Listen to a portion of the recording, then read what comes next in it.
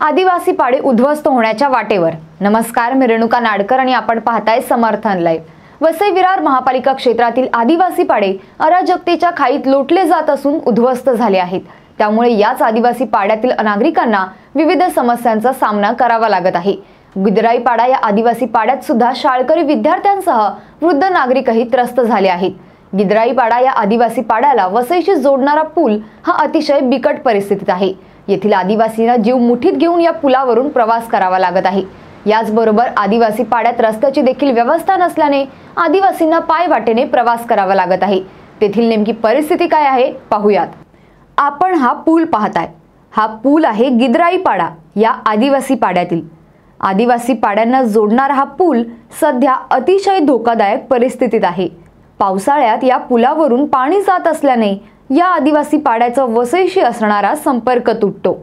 जनजीवन विस्कळीत होऊन सुद्धा वसई विरार महापालिकेचे अधिकारी या गंभीर घटनेकडे दुर्लक्ष करत असून त्यामुळे येथील आदिवासींपर्यंत कोणत्याही सुविधा पोहोचत नाहीत आणि अशा वेळी काही आपत्कालीन परिस्थिती ओढवल्यास जीव धोक्यात घालून येथील आदिवासींना प्रवास करावा लागतो।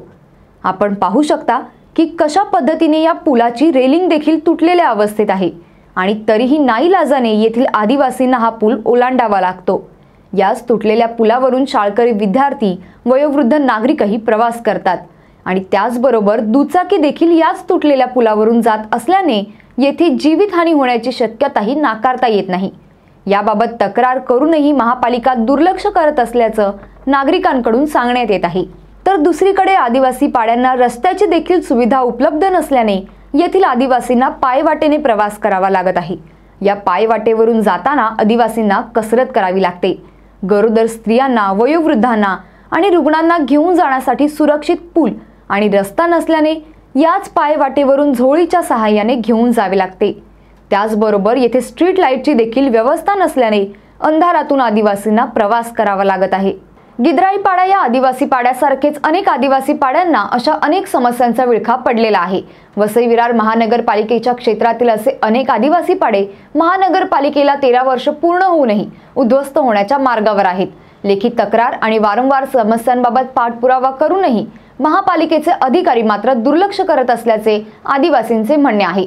आदिवासींच्या समस्यांकडे महापालिका कधी लक्ष देणार आणि आदिवासी पाडे समस्यामुक्त कधी होणार हा मोठा गंभीर प्रश्न आहे।